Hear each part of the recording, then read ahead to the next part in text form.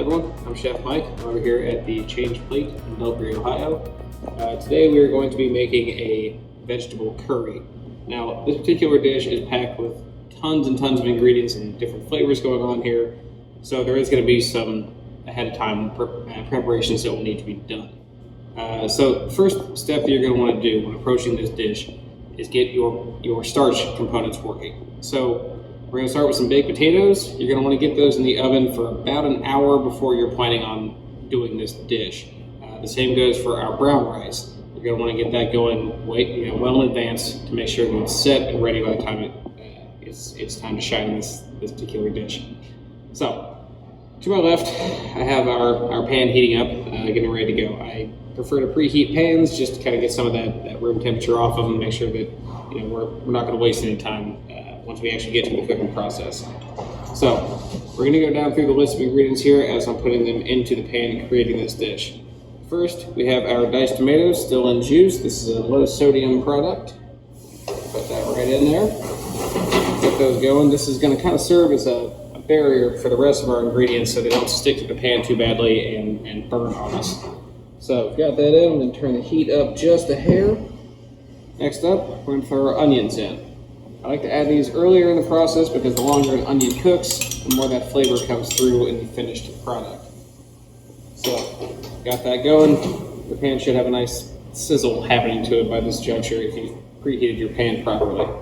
The next up, when we're looking at our ingredients, we know that chickpeas are going to take a little bit longer to break down and cook into the thing, so we're going to go ahead and get those. Chickpeas, just by nature, due to their pods, are going to have a little bit of a longer cook time. So again, you want to get those in earlier in this process. So we've got that mixed pretty well. We can kind of start adding the rest of our stuff here. So we're going to go with the green peas first. Making sure to scrape this off. We don't want to be wasting anything. Next, we'll add our mixed veggies. Today we've got some carrots, some cauliflower, and some broccoli.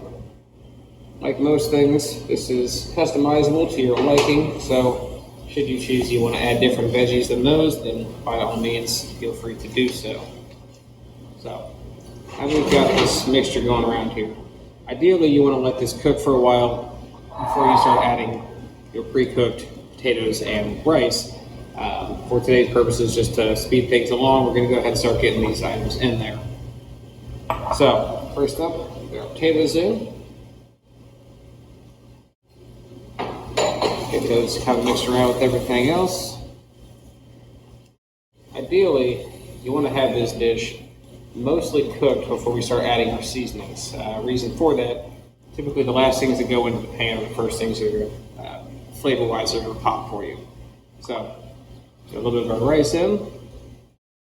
Not going to use all of it today.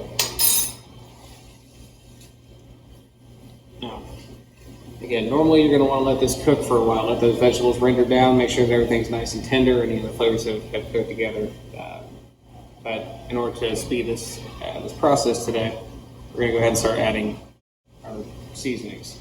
First, we have some fresh ginger. When you're approaching ginger, make sure to get the exterior removed. You can either use a microfile to shave it down super small, or you can take a knife and just cut it into a small dice. Next up, we have our curry powder. Going to get that in there. And lastly, we have our garlic powder. Get that in.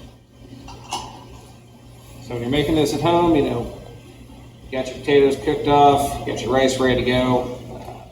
You can reserve some of that rice for a plating purpose, which I will show you all in just a moment here. But that is the gist of this dish. You can let it cook for as long as you'd like. Again, the goal is to break down some of these vegetables, get them a little bit more tenderized and easy to eat. I went ahead and cooked some off a little bit earlier for the sake of showing the plate up on this. So my plate here, I've already got some rice down. We're going for a presentation. You kind of want to let this cascade down the side just a hair. You don't want to completely cover your rice up. Make sure it's still visible. We got about a half cup of rice down on the plate here. Make sure we got a good representation of all of our veggies. And I like to add a little green onion at the end just to make some different color pop. Once that's on there, You can call it a day. Folks, there you are. Thanks for joining.